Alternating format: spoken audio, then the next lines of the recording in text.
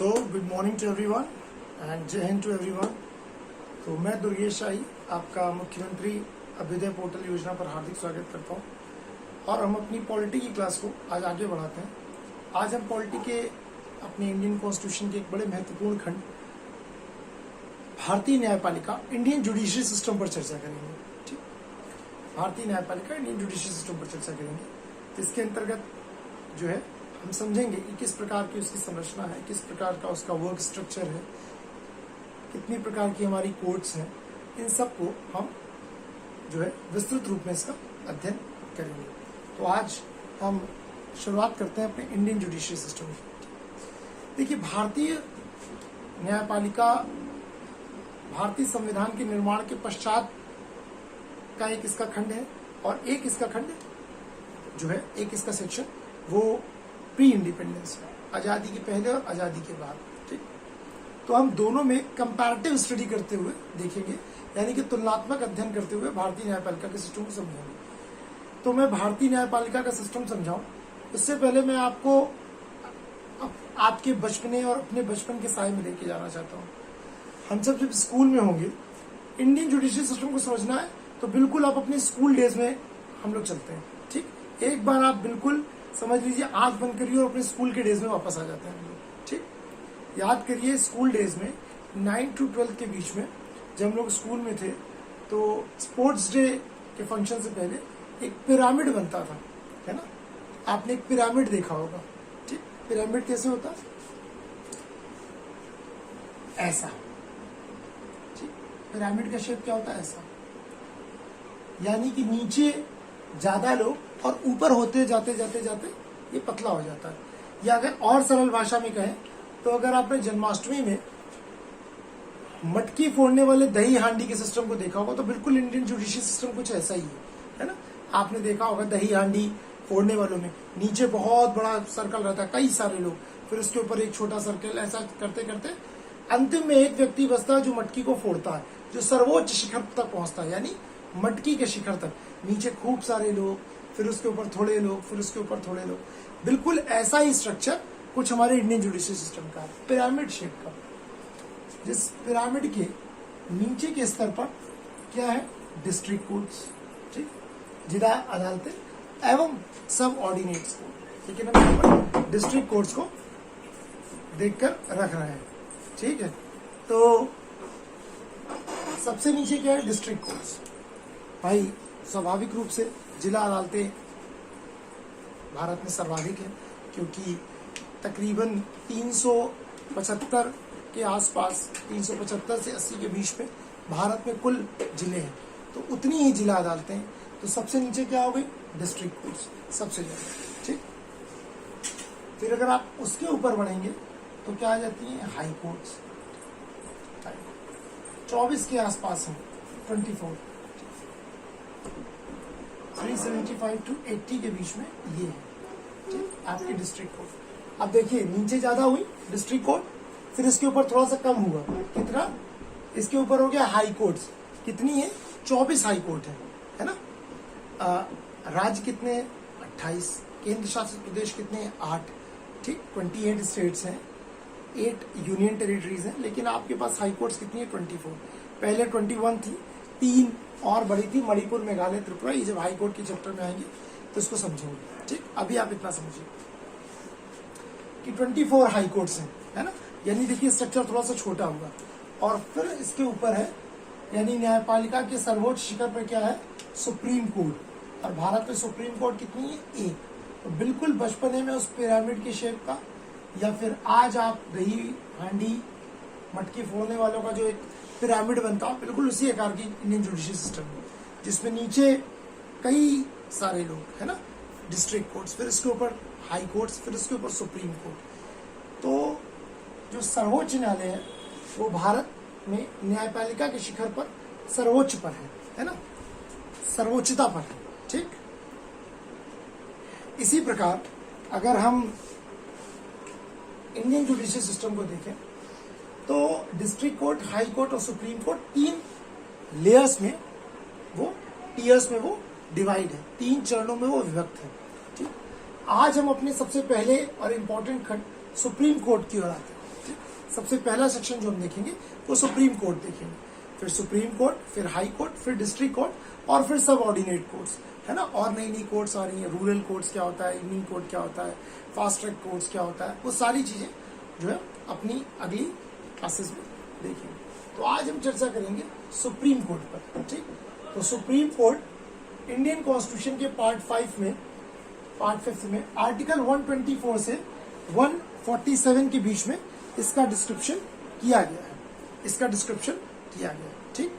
तो जैसे मैंने आपको बताया कि जो हमारा इंडियन जुडिशरी सिस्टम है वो प्री इंडिपेंडेंस भी है, पोस्ट इंडिपेंडेंस भी है ना, यानी स्वतंत्रता के पूर्व भी इसका अस्तित्व था और स्वतंत्रता के पश्चात भी है, ठीक।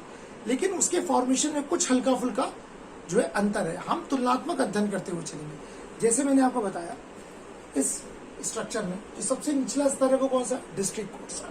डिस्ट्रिक्ट कोर्ट्स को 1793 में लॉर्ड कॉर्नवालिस के द्वारा स्थापित किया गया था।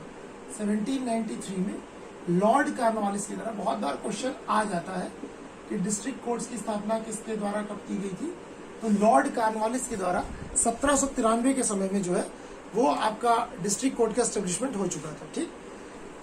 हाई कोर्ट जो है वो बाद में 1861 के इंडियन काउंसिल एक्ट के तहत इसकी स्थापना की गई थी। 1861 के इंडियन काउंसिल एक्ट के तहत भारत में हाई कोर्ट्स की स्थापना की गई थी 1861 के इंडियन काउंसिल एक्ट के द्वारा,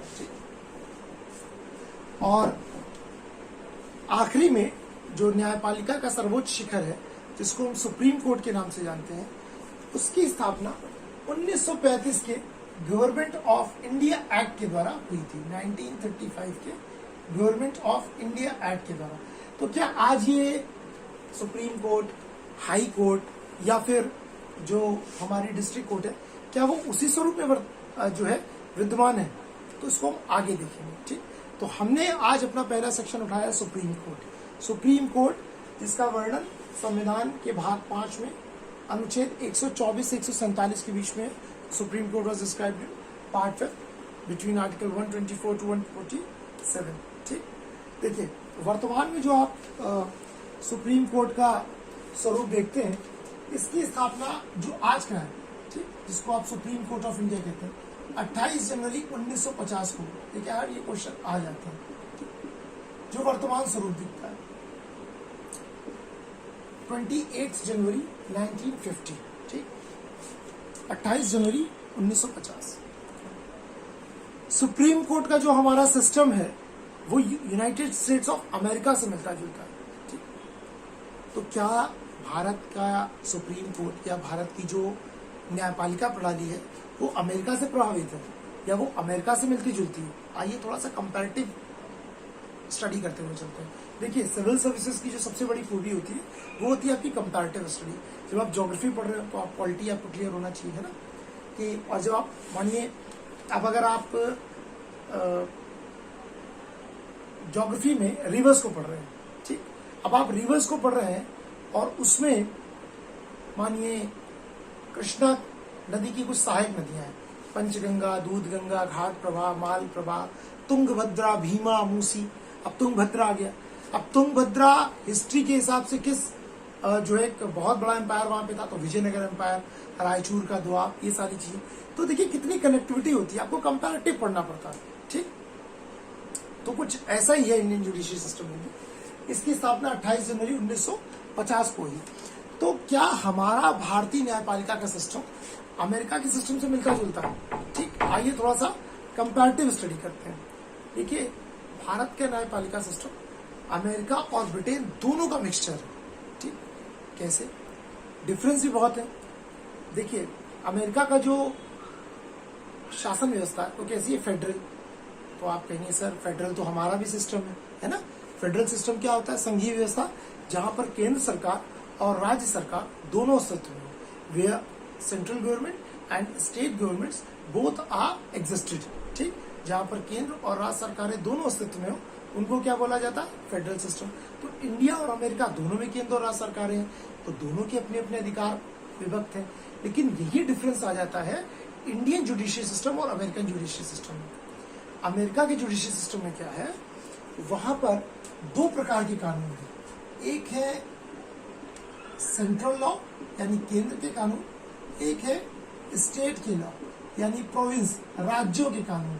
ठीक, एक्चुअली जब भी हम पॉलिटी में स्टेट बोलते हैं तो वो सरकार की बात आ जाती है, तो यहाँ पर जो स्टेट की बात है वो मैं प्रोविंस राज्य की बात कर रहा हूँ, उत्तर प्रदेश, एमपी, बिहार, गुजरात, ऐसे वाले राज्य। तो अमेरिका में दो प्रकार के लॉ हैं, एक केंद्र के कानून है, एक राज्य के कानून है। तो वहां न्यायपालिकाएं भी दो हैं, एक केंद्र की न्यायपालिका है, एक राज्य की न्यायपालिका है। केंद्र की न्यायपालिका में केंद्र के कानून लागू होते हैं, राज्यों की न्यायपालिका में राज्य के कानून लागू होते हैं। ठीक, यानी अगर केंद्र का कोई मैटर है तो उसको सेंट्रल लॉ से वो किया जाएगा, स्टेट का है तो स्टेट लॉ से।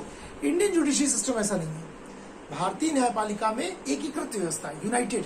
देखिए स्ट्रक्चर हमारा फेडरल है, लेकिन जो हमारा जुडिशियल सिस्टम है वो फेडरल है। ये कहीं ना कहीं हमने ब्रिटेन की झलक ले ली है। ब्रिटेन कैसा यूनिटरी सिस्टम है, ब्रिटेन में कोई राज्यों का या कोई प्रोविंसेस का कोई कंसेप्ट नहीं है। ठीक, ब्रिटेन कैसा है, ब्रिटेन पूरी तरह से कैसा है, यूनिटरी सिस्टम है। तो हमारा जो जुडिशियल सिस्टम है वो ब्रिटेन से मिलता जुलता है। ठीक, यानी कि एक ही प्रकार का कानून है, चाहे वह राज्य हो चाहे केंद्र हो। ठीक, कहीं पर भी हो एक ही आईपीसी, एक ही सीआरपीसी के तहत जो है केंद्र, यानी कि चाहे सुप्रीम कोर्ट हो, चाहे हाई कोर्ट हो, चाहे डिस्ट्रिक्ट कोर्ट हो, सब एक ही प्रकार से। यहाँ पर कोई न्यायपालिका ऐसा नहीं है कि वो केंद्र की है, वो राज्य की है, वो कहाँ की। एक ही कानून, एक ही प्रकार की व्यवस्था चलता है और इंटीग्रेटेड सिस्टम। ठीक, तो ये एक बेसिक डिफरेंस है। दूसरा डिफरेंस क्या है, दूसरा डिफरेंस ये है कि यूनाइटेड स्टेट्स ऑफ अमेरिका में न्यायिक सर्वोच्चता की स्थिति है वहां, यानी कि वहां पर जुडिशरी सुप्रीम उसमें है। ठीक, कहां पर, अमेरिका में न्यायिक सर्वोच्चता की स्थिति है, जबकि ब्रिटेन में ऐसा नहीं है। ब्रिटेन में संसद ज्यादा संप्रभु है, सोवरेन। देखिए यूएसए में वहां पर क्या है, यूनाइटेड स्टेट्स ऑफ अमेरिका जो है वो ज्यादा वहां पर जो है वहां का जो जुडिशियल सिस्टम है वहां पर न्यायिक सर्वोच्चता की स्थिति है, जबकि ब्रिटेन में संसदीय संप्रभुता की स्थिति है। संप्रभुता क्या होता है, सोवरेनिटी, यानी कि जहां पर जब आप कोई निर्णय ले तो कोई बाहरी दबाव ना हो, उसको संप्रभुता बोला जाता है ना। जैसे फॉर एग्जाम्पल संप्रभुता का बड़ा अच्छा एग्जाम्पल अगर आपको देखना हो, आपसे पूछा जाए इंडिया सोवरेन है या नहीं, तो हम बोलेंगे बिल्कुल सोवरेन है, हमारे तो प्रेमबल में भी लिखा हुआ है ना। तो लिखने से कुछ नहीं हो जाता, होना आवश्यक है। ठीक, तो क्या भारत एक संप्रभु राष्ट्र है, बिल्कुल है। कैसे है, देखिए हमको अगर कोई निर्णय लेना होता है तो हम अपने हितों के आधार पर लेते हैं, हम किसी बाहरी निर्णय से प्रभावित नहीं होते, है ना। हमको बालाकोट में एयर स्ट्राइक करनी थी, क्या हमने किसी से पूछा अमेरिका से या यहाँ से? जब हमारे देश पे खतरा हुआ हम चले गए, हम स्ट्राइक करके आए। हमको उरी के बाद सर्जिकल स्ट्राइक करनी थी, हम गए और करके आए। ठीक, क्योंकि ये हमारे हित के लिए जरूरी थी। ठीक, पाकिस्तान में आते हैं इस समय, देखिए आप लोग करंट अफेयर्स पे बहुत ध्यान दीजिएगा, बड़ा इंपॉर्टेंट सेक्शन है। और यूपीपीसीएस का एग्जाम हो, चाहे यूपीएससी का एग्जाम हो, चाहे किसी और स्टेट सर्विस कमीशन का हो, समझ रहे हैं मेरी बात, चाहे आप यूनियन यूपीएससी का सिविल सर्विसेज का एग्जाम हो, चाहे यूपीपीसीएस का हो, चाहे बीपीएससी हो, आरएएस हो, कोई भी स्टेट पब्लिक सर्विस कमीशन हो, कोई भी कॉम्पिटिटिव एग्जाम हो, करंट अफेयर्स का रोल वाइटल होता जा रहा है। अगर आप स्पेशली सिविल सर्विसेज की बात करते हैं, उसमें भी अगर आप यूपीएससी और यूपीपीसीएस की बात करते हैं तो करंट अफेयर्स तो बहुत ही वाइटल रोल प्ले कर रहा है। ठीक, तो आपको बड़ा गहन है ना, इजराइल फिलिस्तीन का कॉन्फ्लिक्ट है, इस पर ध्यान देना। अब संप्रभुता वाले पे देखिए, कल ही आया है कि पाकिस्तान में जो है अमेरिका जो है अब अफगानिस्तान से अपनी सेनाएं पीछे लेके जा रहा है। ठीक, अब अफगानिस्तान से अमेरिका धीरे धीरे बाहर निकल रहा है। ठीक, पाकिस्तान को लगा कि अमेरिका को बाहर निकलना है, हम उसका सपोर्ट करते जाएंगे, इस एवज में उनको पैसा मिलता जाएगा। बहुत बढ़िया, बिल्कुल मिलता जाएगा भाई, पाकिस्तान की स्थिति ऐसी, अमेरिका को उनकी जरूरत है। लेकिन 3-4 दिन से पाकिस्तान में माहौल बहुत गर्म हो गया। कैसे हो गया, अब आप देखिएगा उनकी संप्रभुता की स्थिति। जब वहां पर जनरल परवेज मुशर्रफ ने जब तख्ता पलट करके पाकिस्तान की पूरी जो है कंट्रोल अपने हाथ में ले लिया था, तो उन्होंने अमेरिका के साथ 2001 में एक समझौता किया था कि अगर जब भी जरूरत होगी तो अमेरिका जो है पाकिस्तान की एयर बेस और मिलिट्री बेस का प्रयोग अपने लिए कर सकता है। 2001 में उनको लगा देखा जाएगा, आज करो अपना, यहाँ पैसा लेना है, कर लिया। अब अमेरिका बाहर आ रहा है, लेकिन इनके हाथ पांव वहां फूल गए जब अमेरिका के नेशनल सिक्योरिटी एडवाइजर ने इनके एनएसए को चिट्ठी लिखी और बोला कि हम अफगानिस्तान से बाहर जा रहे हैं, लेकिन हमको अपने इस रीजन पर यानी अफगानिस्तान के रीजन पर अपनी डोमिनेंसी को बरकरार रखना है, हम अपना प्रभुत्व नहीं खोएंगे।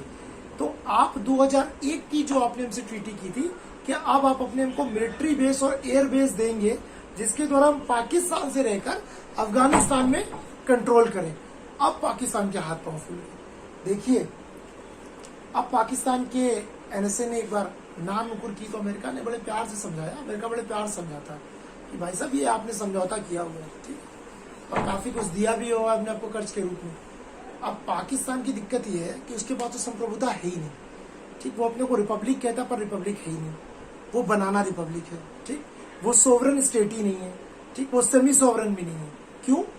क्योंकि वो तो अपनी पॉलिसियों को डिसाइड ही नहीं कर पा रहा है। उनके एयरबेस, उनके मिलिट्री बेस अमेरिका प्रयोग करेगा। अब ये फंस कैसे गए? ये फंस गए क्योंकि चाइना से खूब कर्ज लेते हैं। चाइना और अमेरिका की राइवलरी बढ़ रही है। चाइना को ये लग रहा है कि अगर अमेरिका ने पाकिस्तान में अपना मिलिट्री बेस और एयरबेस बना लिया तो अफगानिस्तान में पता नहीं वो करेगा क्या नहीं करेगा। हमसे अगर कोई इसका क्लैश हुआ तो ये तो हमको घेर रहे हैं। अभी क्वाड के तहत इंडिया, अमेरिका, ऑस्ट्रेलिया और जापान मिलकर हमको नीचे घेर रहे हैं।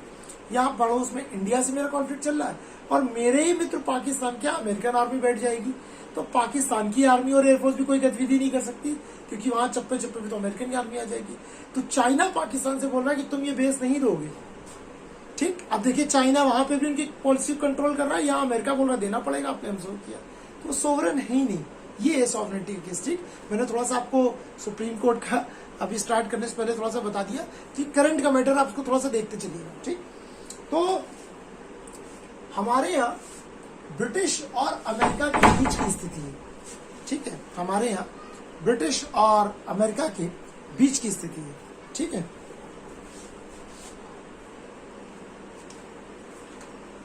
तो भारत में बीच की स्थिति है, ना न्यायिक सर्वोच्चता की स्थिति है, यानी कि ना सुप्रीम कोर्ट एकदम सर्वोच्च है, ना संसद न्यायपालिका पर, दोनों अपने अपने क्षेत्र में संप्रभु है, ठीक। हमारे यहाँ दोनों अपने अपने क्षेत्र में संप्रभु है, यानी कि ना तो सुप्रीम कोर्ट संसद को कोई निर्देश दे सकती है और जबकि संसद भी अपने संवैधानिक दायरे में रहते हुए, ठीक है, अपने कार्यों में करती है, ठीक। तो दोनों अपनी अपनी जगह सोवरेन है, ना वो उनके क्षेत्र में अतिक्रमण करती है ना वो उनके क्षेत्र में अतिक्रमण करती है, ठीक। तो भारत में न्यायपालिका की स्थिति बीच की है, ठीक, यानी कि न संसद बहुत बड़ी है न सुप्रीम कोर्ट, दोनों अपनी अपनी जगह पे बड़े हैं। जबकि अमेरिका में सुप्रीम कोर्ट ज्यादा पावरफुल है संसद से, पार्लियामेंट से, जबकि ब्रिटेन में पार्लियामेंट ज्यादा पावरफुल। क्लियर? चलिए, अब इसी के साथ हम अपने सुप्रीम कोर्ट के चैप्टर को स्टार्ट करते हैं, ठीक। तो सुप्रीम कोर्ट आर्टिकल 124 से 147, 28 जनवरी 1950 से जो है इसको सुप्रीम कोर्ट ऑफ इंडिया कहा जाने लगा। इससे पहले गवर्नमेंट ऑफ इंडिया एक्ट 1935 के तहत इसे फेडरल कोर्ट भी बोला जाता था, ठीक है। और 28 जनवरी के पश्चात इसे सुप्रीम कोर्ट बोला जाने लगा, ठीक। तो सुप्रीम कोर्ट का जो गठन है, ठीक है, उसमें जो उसका स्ट्रक्चर है वो क्या है, जब मूल संविधान यानी कि जब संविधान बना था तब उसमें 1+8 जज थे। कितने जज थे? 1+8, ठीक।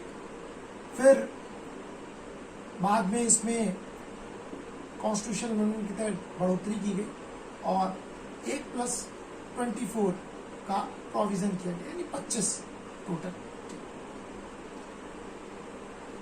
1+25। वर्तमान में 1+33 जजेस का प्रावधान है, यानी कि कुल मैक्सिमम सुप्रीम कोर्ट में इस समय कितने जज है?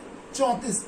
1+34, 33 का मतलब है एक चीफ जस्टिस ऑफ इंडिया है प्लस 33 जो है वो अन्य जजेस हैं सुप्रीम कोर्ट के, ठीक। एक सर्वोच्च न्यायालय के मुख्य न्यायाधीश है जिनको भारत का मुख्य न्यायाधीश बोला जाता है, चीफ जस्टिस ऑफ इंडिया, और बाकी 33 जो है सुप्रीम कोर्ट के जज हैं। तो अगर वर्तमान में आपसे बोला जाएगा कि भारत में कुल सुप्रीम कोर्ट में कितने जज हैं, तो कुल 34 जज हैं, एक चीफ जस्टिस ऑफ इंडिया और 33 अन्य जज हैं सुप्रीम कोर्ट में, ठीक। चलिए, तो जब मूल संविधान था तो 1+7 थी, यानी कि कुल 8 लोग थे, सॉरी मैंने 8 बोल दिया था, 1+7 यानी 1+7 लोग जो है उसमें थे।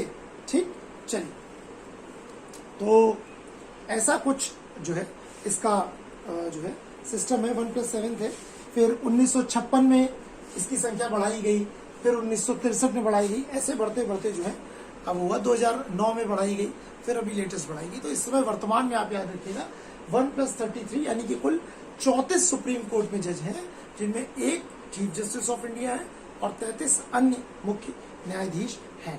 अब आइए देखते हैं कि ये जो सुप्रीम कोर्ट के जजेस हैं इनका अपॉइंटमेंट कैसा होता है। ठीक, सुप्रीम कोर्ट के जजेस का अपॉइंटमेंट कैसे होता है। ठीक, तो थोड़ा सा सिस्टम देखते हैं। अपॉइंटमेंट ऑफ जजेस ऑफ सुप्रीम कोर्ट। ठीक, अपॉइंटमेंट ऑफ जजेस ऑफ सुप्रीम कोर्ट, भाई कैसे नियुक्त होते हैं ये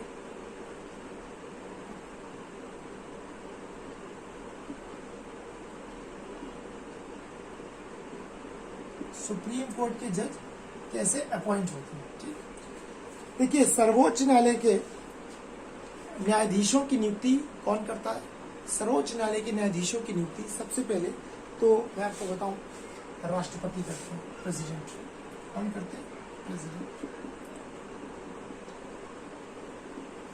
पहला प्रश्न भाई, सर्वोच्च न्यायालय के न्यायाधीश की नियुक्ति कौन करते हैं? राष्ट्रपति करते हैं।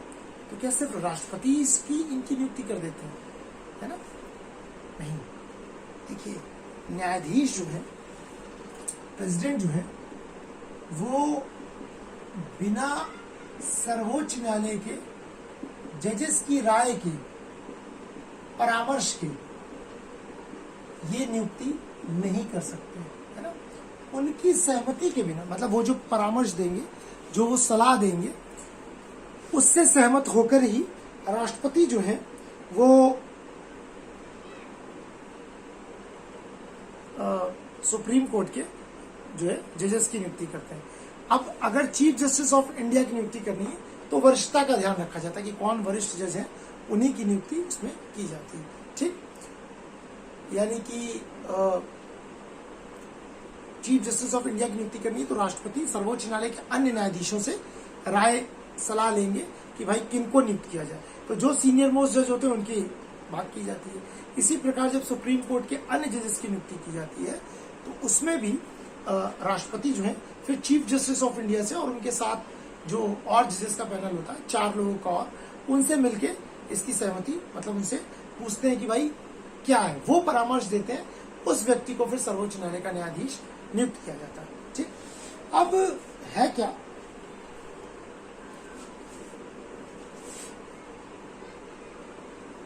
बिना चीफ जस्टिस ऑफ इंडिया की सलाह के, बिना परामर्श के राष्ट्रपति अन्य किसी भी सुप्रीम कोर्ट के जजेस की नियुक्ति नहीं कर सकते, उनका परामर्श आवश्यक है। अब इस परामर्श शब्द पर जो है बहुत विवाद हुआ। ठीक, और इस परामर्श शब्द पर बहुत विवाद हुआ और समय समय पर सुप्रीम कोर्ट द्वारा जो है, ठीक, काफी फैसले भी आए हैं। ठीक, आपको पता होगा एक फर्स्ट जजेस केस जो कि 1983 में आया, उसमें बोला गया, इस परामर्श शब्द पर बड़ा विवाद हुआ। मैंने बताया ना कि मुख्य न्यायाधीश और अन्य न्यायाधीशों की परामर्श से राष्ट्रपति अन्य न्यायाधीशों की नियुक्ति करते हैं। अब परामर्श देखिए, परामर्श एक प्रकार से आपको अगर मैं बोलूं तो कैसा लगता है, एडवाइस या सलाह, है ना? परामर्श मतलब क्या होता है, किसी से परामर्श करना। मानिए आप यूपीएससी प्रिपरेशन में आए तो आप किसी से परामर्श या सलाह लेते हैं, क्या मैं ये ऑप्शन ले लूं, ठीक, क्या मेरे लिए सही रहेगा, तो आपको एडवाइस करते हैं कि देखो it depends on your interest, है ना, कि तुम्हारा इंटरेस्ट किसमें, तुम्हारी रुचि किसमें, तुम किसमें कंफर्टेबल होते हो, तुम किसमें फ्रीली रख सकते हो, है ना। कोई हिस्ट्री रख रहा है तो हिस्ट्री के लिए ऑप्शन रखने के लिए आपको इंटरेस्ट होना चाहिए। कोई पोल साइंस और पोल साइंस को अपना रख रहा है, अब पोल साइंस के लिए आपको इंटरनेशनल रिलेशंस वाले टॉपिक पर आपका इंटरेस्ट होना चाहिए। इसमें इंटरनेशनल रिलेशंस वाले चैप्टर पे या टॉपिक पे आपका इंटरेस्ट होना चाहिए। अब अगर आपका आईआर में इंटरेस्ट ही नहीं है तो आप कैसे कवर अप करोगे, ठीक है। तो ये सारी चीज है, ठीक। तो परामर्श शब्द पे बहुत विवाद हुआ। तो इसी प्रकार एक जो है सुप्रीम कोर्ट ने कई सारी व्याख्याएं दी।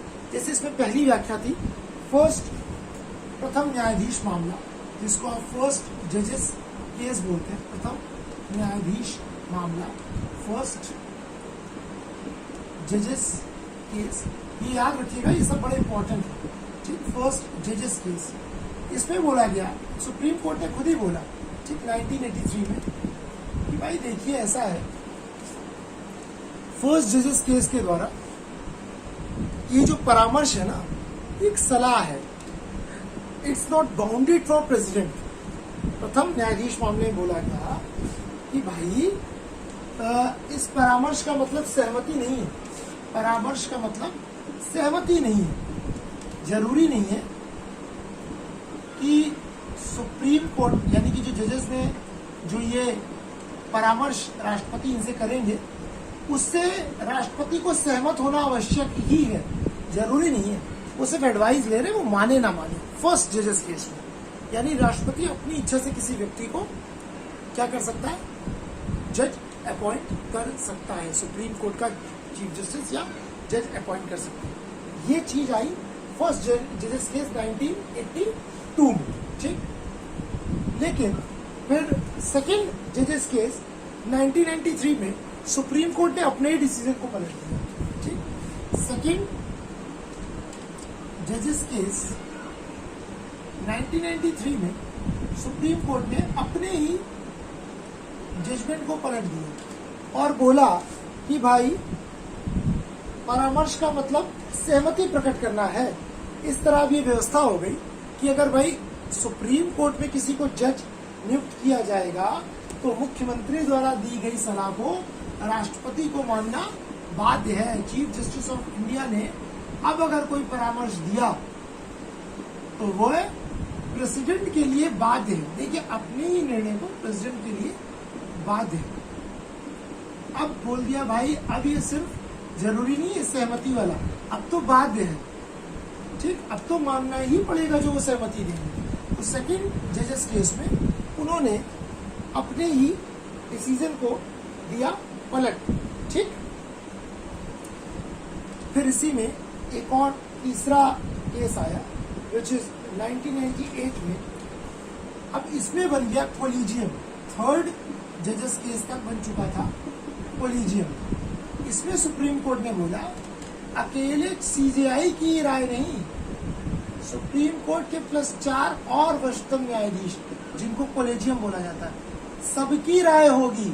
इन सबकी राय सहमत जब तक होगी, चीफ जस्टिस ऑफ इंडिया +4 अन्य वरिष्ठतम न्यायाधीश सुप्रीम कोर्ट के, ये जो राय देंगे राष्ट्रपति को, उसी सलाह को मानकर, देखिए जजेस की सलाह चीफ जस्टिस ऑफ इंडिया को माननी है और फिर इन पूरे कोलिजियम की सलाह सुप्रीम कोर्ट के लिए माननी आवश्यक हो गई। तब से 1998 में केस दे दिया, ठीक। 93 से कोलिजियम की व्यवस्था हो गई थी, 1998 में कोलिजियम को और बढ़ा दिया गया। तो बोला गया कि भाई साहब, अब तो थर्ड जजेस केस में अब सिर्फ चीफ जस्टिस ऑफ इंडिया ही नहीं, अब तो ये जो कोलिजियम है पूरा का पूरा 4 और सारे जजेस का, उसको मानना आवश्यक है राष्ट्रपति के लिए। तो बिना, अगर चीफ जस्टिस ऑफ इंडिया को अपॉइंट करना है तो सुप्रीम कोर्ट के जो अदर जजेस होते हैं, सीनियर जजेस, उनकी राय मानना आवश्यक है। और अगर और किसी जजेस की बात हो रही है तो plus chief justice of India plus बाकी अन्य न्यायाधीशों की सहमति के बिना, यानी परामर्श के बिना, राष्ट्रपति किसी को भी जज अपॉइंट नहीं कर सकते। अच्छा, दूसरी चीज जहां से क्वेश्चन बहुत होता है, सुप्रीम कोर्ट के चीफ जस्टिस को, यानी कि भारत के CJI Chief justice of India को, और सुप्रीम कोर्ट के अन्य न्यायाधीशों को शपथ हमेशा राष्ट्रपति द्वारा ही दिलाई जाती है। बहुत बार क्वेश्चन आता है, सुप्रीम कोर्ट के जजेस को शपथ कौन दिलाता है? तो भाई सुप्रीम कोर्ट के जजेस को शपथ जो है वह हमेशा राष्ट्रपति दिलाता है, ठीक। तो ये कुछ इनका प्रोसीजर है। अब बोला गया भाई कौन कैसे बनते हैं मुख्य न्यायाधीश, है ना। ये तो मैंने आपको बताया कि भाई सीजीआई का प्रोसीजर मैंने बता दिया कि, है ना, कि जो भी व्यक्ति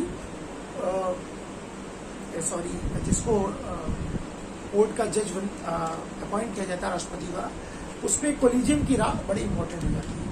अब हम देखते हैं कि चीफ जस्टिस ऑफ इंडिया की नियुक्ति का इतिहास कैसा रहा है, कैसे क्या सदैव से सिस्टम ऐसा ही रहता रहा है। तो अगर इसको समझना है तो पहले थोड़ा सा चीफ जस्टिस ऑफ इंडिया की अपॉइंटमेंट को समझने के लिए हमें थोड़ा सा इतिहास के आईने में झांकना पड़ेगा। मुख्य न्यायाधीशों की नियुक्ति के मामले में हमें थोड़ा सा अतीत में झांकना पड़ेगा। मुख्य न्यायाधीश की नियुक्ति,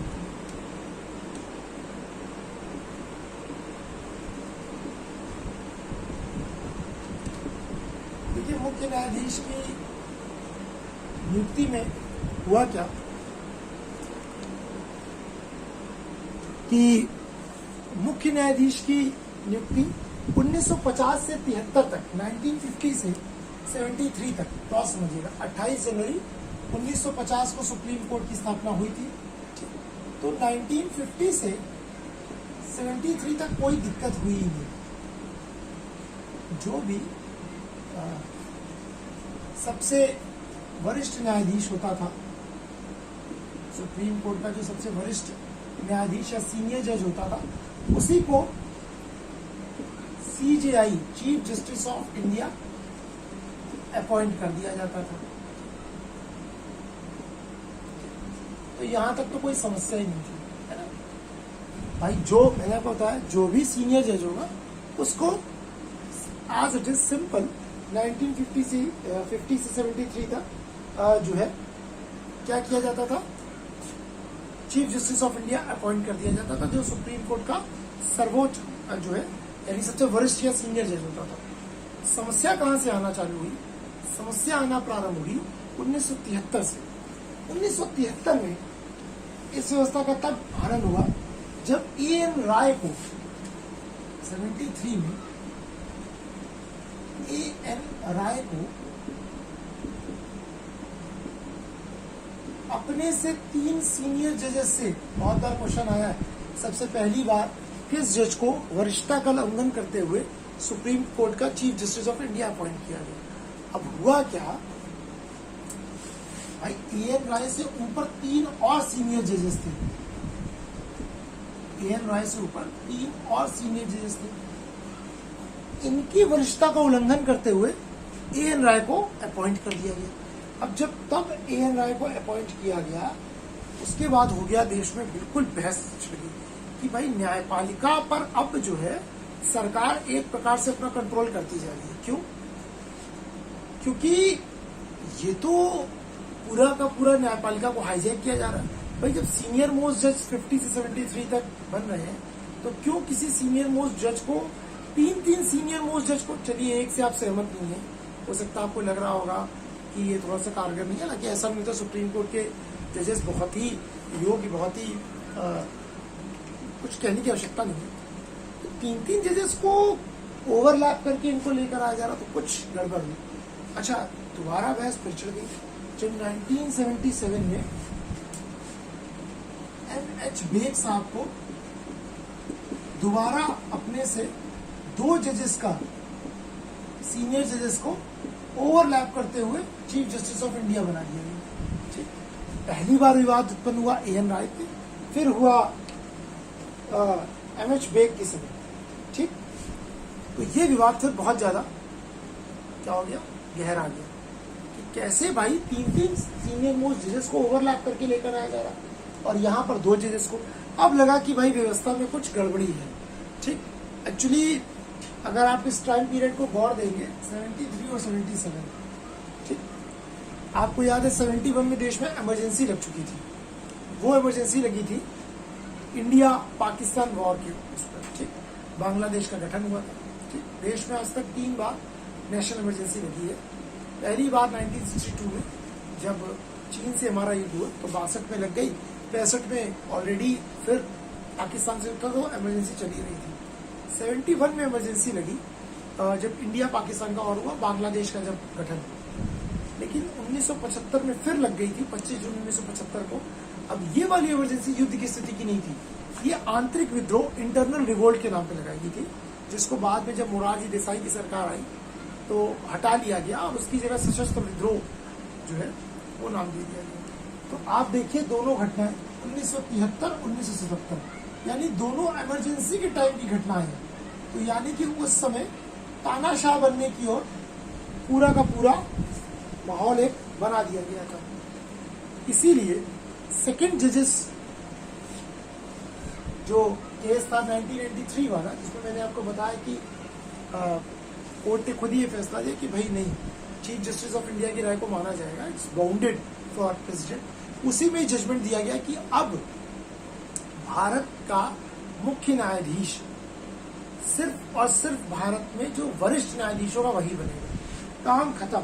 अब कोई ये बवाल ही नहीं रह गया कि किसी 2 या 3 रैंक जूनियर को अपने 3 सीनियर से ओवरलैप करते हुए सुप्रीम कोर्ट का जज अपॉइंट किया जाए। तो ये चक्कर ही खत्म हो गया। ठीक, अब 1993 सेकंड जजेस केस के द्वारा जो सबसे सीनियर मोस्ट जज है उसी को सुप्रीम कोर्ट का जो है यानी कि चीफ जस्टिस ऑफ इंडिया उसको अपॉइंट किया जाएगा। ठीक, अब देखते हैं कि भाई कौन जो है सुप्रीम कोर्ट का जज अपॉइंट हो सकता है, यानी कि उसकी अर्हताएं यानी एलिजिबिलिटी क्या है। ठीक, सुप्रीम कोर्ट के जज की एलिजिबिलिटी क्या है, क्या हम आप भी जाके बन सकते हैं? आइए देखते हैं एलिजिबिलिटी क्या है सुप्रीम कोर्ट का जज बनने के लिए। भाई सुप्रीम कोर्ट का जज बनने के लिए सबसे पहला जो क्राइटेरिया है वो ये है कि कम से कम वो व्यक्ति किसी हाई कोर्ट में 5 साल तक, कम से कम एटलीस्ट कम से कम 5 वर्ष तक वह किसी उच्च न्यायालय का यानी कि हाई कोर्ट का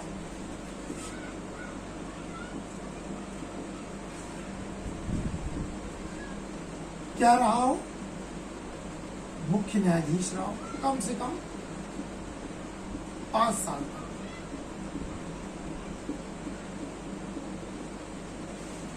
कम से कम किसी उच्च न्यायालय में वह कम से कम 5 साल तक जो है न्यायाधीश रहा हो, मुख्य बोल दिया कम से कम 5 वर्ष तक किसी उच्च न्यायालय का न्यायाधीश रहा हो, जज रहा हो। किसी भी हाई कोर्ट में, भारत की 24 हाई कोर्ट है, 24 में से किसी में भी कम से कम 5 साल तक जज रहा हो, ऐसे व्यक्ति को सुप्रीम कोर्ट का जज बनाया जा सकता है।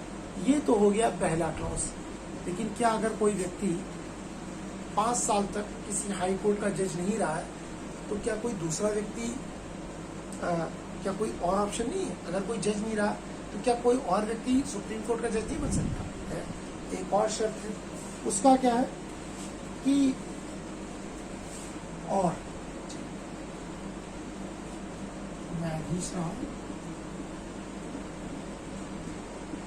5 वर्ष तक जज रहा हो, या फिर और 10 साल तक हाई कोर्ट का या अन्य न्यायालयों का मिलाकर 10 वर्ष तक उच्च न्यायालय में अथवा अन्य न्यायालयों में जो है वह अधिवक्ता रहा हो, उच्च न्यायालय या विभिन्न न्यायालय, सुप्रीम कोर्ट हो, डिस्ट्रिक्ट कोर्ट हो, कहीं भी हो। बेसिकली सुप्रीम कोर्ट और हाई कोर्ट वालों का ही चांस होता है जो वकालत करते हैं, में वकील रहा हो, जज रहा हो, कम से कम उसकी 10 साल तक वो लॉयर रहा हो। कहाँ पर? हाई कोर्ट में या इंडिया की वेरियस कोर्ट में, हाई कोर्ट में रहा हो, सुप्रीम कोर्ट में रहा हो, डिस्ट्रिक्ट कोर्ट में रहा हो, कहीं पर भी। ठीक, लिख दिया गया। लेकिन अमूमन लोग बताते हैं इन प्रैक्टिकल में कि कम से कम जो 10 साल तक हाई कोर्ट या सुप्रीम कोर्ट में जिसने प्रैक्टिस की होती है, मोस्टली चांस उसी को मिलता है। ठीक, लेकिन जो संविधान की भाषा को उनको पकड़ना कि 10 साल तक हाई कोर्ट या विभिन्न न्यायालयों में वकील रहा हो, ऐसा व्यक्ति भी सुप्रीम कोर्ट का जज अपॉइंट हो सकता है। तीसरा क्लॉज जो है वो लिखा गया पर एक्चुअली सच में वो माना नहीं जाता। राष्ट्रपति की राय में पारंगत विधि वेत्ता हो, ऐसे थोड़ी ना किसी व्यक्ति को बना दिया जाएगा। राष्ट्रपति की नजर में या राय में पारंगत विधि वेत्ता हो, एक प्रैक्टिस्ड, यानी कि उनकी नजर में बहुत लॉ का एक जानकार व्यक्ति है। परंतु आज तक कभी ऐसा नहीं हो कि राष्ट्रपति की राय में भाई राष्ट्रपति बोल दे कि भाई फला व्यक्ति मेरी नजर में बहुत योग्य है, तो ऐसे थोड़े चीफ जस्टिस ऑफ इंडिया बन जाएंगे। तो तीनों क्लॉज होते हैं पर माने 2 ही, ठीक, उसमें भी सबसे ज्यादा यही चलता है। 80 क्या समझ लीजिए 90% जजेस पहले वाले क्लॉज से आते हैं, 10% आते हैं सेकंड वाले क्लॉज से भी, ठीक। तो ठीक, मोस्टली जो है ना, वही मैंने आपसे बताया, मोस्टली जो हाई कोर्ट के जज है वही सुप्रीम कोर्ट के जज बनते हैं। जो हाई कोर्ट के जज है वही सुप्रीम कोर्ट के जज बनते हैं, ठीक। लेकिन मैंने आपसे बताया 90%, ठीक। कुछ अपवाद स्वरूप यानी 10% लोग आ भी जाते हैं, ठीक। मैंने आपसे समझ लिया 10% ज्यादा ही बोल दिया। अगर आप सारा कभी निकालोगे तो मुझे लगता है कि 1 या 2% ही लोग ऐसे होंगे जो वकालत यानी हाई कोर्ट या सुप्रीम कोर्ट के वकील से जो है वो सुप्रीम कोर्ट के जज बन गए।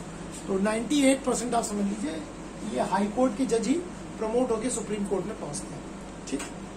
तो ये हो गया। शपथ मैंने आपको बताई दी कि भारत में चाहे मुख्य न्यायाधीश हो चाहे न्यायाधीश हो, उनको शपथ कौन दिलाता है? उनको शपथ भारत के राष्ट्रपति द्वारा दिलाई जाती है। तो अगर कभी क्वेश्चन आए, बहुत बार आया भी है कि सर्वोच्च न्यायालय के न्यायाधीशों को शपथ कौन दिलाता है, तो सर्वोच्च न्यायालय के न्यायाधीश को शपथ भारत के राष्ट्रपति द्वारा दिलाई जाती है, ठीक। अब अगली चीज आती है कि भाई राष्ट्रपति का कार्यकाल क्या होगा, ठीक। तो राष्ट्रपति का कार्यकाल देखते हैं भाई क्या होगा, ठीक। संविधान में हालांकि सर्वोच्च न्यायालय के न्यायाधीश का कोई कार्यकाल उस प्रकार से कोई फिक्स टर्म नहीं लिखा गया कि कितना होगा, कब तक हो सकता है, ठीक, कितना होगा, है ना। परंतु फिर भी ये माना जाता है कि वह 65 वर्ष तक की आयु तक अपने पद पर बना रह सकता है, ठीक। यानी कि रिटायरमेंट एज कितनी है उसकी?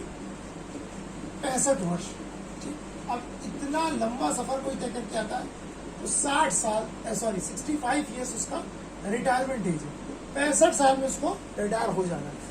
अमूमन 60, 61, 62 हो ही जाता है किसी को सर्वोच्च न्यायालय का मुख्य न्यायाधीश बनना है। तो आप खुद सोचिए, हाई कोर्ट का कोई व्यक्ति पहले जज बना हुआ है, पहले डिस्ट्रिक्ट कोर्ट का जज है, डिस्ट्रिक्ट कोर्ट से हाई कोर्ट पहुंचा, हाई कोर्ट से सुप्रीम कोर्ट पहुंचा, ठीक। फिर उसके बाद लेकिन 65 वर्ष की उम्र में उसको क्या जो है वो क्या होगा? रिटायर हो जाएगा। 65 वर्ष तक की आयु तक वह जज के पद पर रह सकता है। सुप्रीम कोर्ट में 65, हाई कोर्ट में 62। तो जब हाई कोर्ट आएगा तो मैं आपको विस्तार पूर्वक बताऊंगा। इतना याद रखिए कि सर्वोच्च न्यायालय के न्यायाधीश की रिटायरमेंट एज 65 वर्ष होती है। शपथ उसे भारत का राष्ट्रपति दिलाता है। क्लॉज मैंने बता दिए, कम से कम 5 साल तक हाई कोर्ट में वह जज रहा हो या 10 साल तक उच्च न्यायालय में या भारत के अन्य न्यायालयों में उसको वकील रहा हो, या फिर राष्ट्रपति की नजर में कोई पारंगत विधि वेत्ता हो।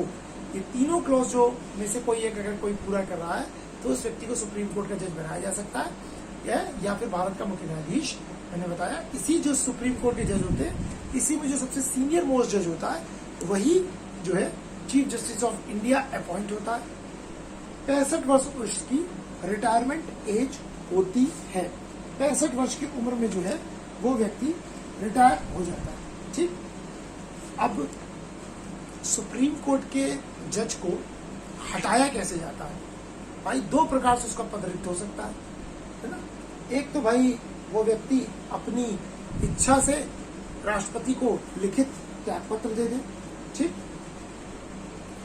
भाई पद रिक्त कैसे होगा, है ना। भाई अपॉइंटमेंट तो पता चल गया, और अब ये तो चर्चा हो कि भाई हटाया कैसे जा सकता है ना। हम लोगों ने हर उसमें देखा भाई लोकसभा के अध्यक्ष आएंगे ऐसे तो जाएंगे कैसे, राष्ट्रपति आए ऐसे है तो जाएंगे कैसे, उपराष्ट्रपति आए ऐसे तो जाएंगे कैसे। उसी प्रकार सर्वोच्च न्यायालय के न्यायाधीश तो आ गए, राष्ट्रपति उनकी नियुक्ति करेगा, कोलिजियम की राय लेगा, कोलिजियम के परामर्श के बिना किसी भी सुप्रीम कोर्ट के जज का अपॉइंटमेंट नहीं हो सकता। सुप्रीम कोर्ट के कोलिजियम द्वारा दिया गया परामर्श राष्ट्रपति के लिए मानना बाध्य है। वो सिर्फ परामर्श, कोई एक सलाह नहीं है, एक एडवाइस नहीं है, वो एक तरह से एक निर्णय है जो उनके लिए बाध्यकारी होता है। राष्ट्रपति के लिए जो भी सलाह कोलिजियम देगा उसी को अपॉइंट करेगा। तो भाई साहब ये तो हो गया अपॉइंट करने का सिस्टम। पद रिक्त कैसे होगा, कैसे सुप्रीम कोर्ट के जो जज हैं उनको अपने पद से हटाया जा सकता है। तो आइए इसको देखते हैं। 2 क्लॉज है। सबसे पहला, भाई अपनी इच्छा से अब हमसे नहीं हो पा रही है नौकरी, भाई बहुत लोड है, अपनी इच्छा से वह राष्ट्रपति को अपना त्यागपत्र सौंप दे। अपनी इच्छा से राष्ट्रपति को त्यागपत्र सौंप दे। तो एक चीज और हो गई, देखिए इस क्लॉज से, राष्ट्रपति को अपॉइंट कौन करता है? चीफ जस्टिस सुप्रीम कोर्ट के जज को अपॉइंट कौन करता है? प्रेसिडेंट। शपथ कौन दिलाता है? प्रेसिडेंट। तो त्यागपत्र किसको सौंपेगा? प्रेसिडेंट को। ठीक, प्रेसिडेंट को शपथ कौन दिलाता है? Chief justice of India. लेकिन प्रेसिडेंट अपना त्यागपत्र किसको सौंपते हैं? वाइस प्रेसिडेंट को। ये छोटी छोटी चीजें हैं जो आपको जो है ये ध्यान रखिए। ठीक, तो अपनी इच्छा से वह राष्ट्रपति को त्यागपत्र सौंप दे। और भारत में अपनी इच्छा से कहाँ कोई त्यागता है? गलत करता है तो भाई गलत करेगा तो उसको हटाया जाएगा, बाकी उसकी अपनी इच्छा। अब अगर कोई व्यक्ति भाई अपनी इच्छा से दे दिया त्यागपत्र हो तो अलग स्थिति हो गई, बात ही खत्म। लेकिन अगर कोई व्यक्ति कुछ गलत कार्य कर रहा है तो उसको कैसे हटाया जा सकता है? यानी सुप्रीम कोर्ट के जज अगर कोई गलत कार्य कर रहे हैं तो फिर उन्हें कैसे हटाया जाएगा? तो फिर उन्हें संसद की सिफारिश पर राष्ट्रपति द्वारा पद से हटाया जा सकता है। दूसरा क्लॉज क्या है? भाई संसद की सिफारिश पर, पार्लियामेंट की रिकमेंडेशन पर, सिफारिश पर पद से, संसद की सिफारिश पर राष्ट्रपति द्वारा पद से हटाया जा सकता है। कैसे? इसी को हम बोलते हैं इम्पीचमेंट प्रोसेस। राष्ट्रपति में देखा था, अब यहां देखते हैं। इसी को हम बोलते हैं इम्पीचमेंट प्रोसेस। ठीक, कि कैसे सुप्रीम कोर्ट के जज को अपनी पद से संसद की रिकमेंडेशन पर राष्ट्रपति द्वारा हटाया जा सकता है। ठीक, इतना आसान क्लॉज नहीं है। ठीक, आप चेक करिएगा, आज तक भारत के किसी भी सुप्रीम कोर्ट के जज को महाभियोग के द्वारा हटाया नहीं जा सका। चलाया गया है महाभियोग, लेकिन हटाया नहीं जा सका। क्यों? थोड़ी प्रक्रिया देखते हैं, कितनी कठिन और कितनी जटिल प्रक्रिया है सुप्रीम कोर्ट के जजेस को हटाने की। जो ये प्रक्रिया, यही हाई कोर्ट की जज के लिए भी है। तो सोचिए भारत में जजेस को हटाना कितना कठिन है। आइए थोड़ी इनकी प्रक्रिया बताइए। ठीक, भाई मैंने बताया राष्ट्रपति के आदेश पर सुप्रीम कोर्ट के न्यायाधीश को उसके पद से हटाया जा सकता है, पर राष्ट्रपति ऐसे थोड़ी ना हटा देंगे। इसकी रिकमेंडेशन पे हटाएंगे, संसद की रिकमेंडेशन पर। अब संसद ऐसे ही तो रिकमेंडेशन कर नहीं देगी। कब करेगी? जब सुप्रीम कोर्ट के जज ने संविधान का उल्लंघन किया, अपने संवैधानिक दायित्वों का या संवैधानिक अधिकारों का उल्लंघन किया हो, वायलेशन किया हो, तब ऐसी स्थिति में अगर संसद को लगता है कि अब ये पद पर बने रहने योग्य नहीं है, तो उनके खिलाफ महाभियोग चलाकर उनको हटाया जा सकता है। ठीक, तो आइए देखते हैं कैसे। ठीक, अब देखिए, अगर मानिए संसद के 2 सदन है, लोकसभा और राज्यसभा, है ना? लोकसभा और राज्यसभा। अब अगर लोकसभा के सांसदों को लगता है कि ये महाभियोग की प्रक्रिया, यानी इनको हटाया जाना चाहिए, भाई ये अपने संवैधानिक दायित्वों का पालन नहीं कर पा रहे, तो कम से कम 100 सदस्यों द्वारा समर्थन पत्र देना होगा कि भैया हाँ इनको हटाया जाए। समर्थन पत्र देना होगा। समर्थन पत्र मतलब कि इनको हटाया जाए, हाँ हम लोग एग्री हैं। राज्यसभा है तो 50, सबसे पहले तो यही बड़ा कठिन है। 100 सदस्य कम से कम जो है वो लोकसभा के हो और 50 सदस्य हो कम से कम राज्यसभा की, ठीक। तो प्रस्ताव तैयार हुआ।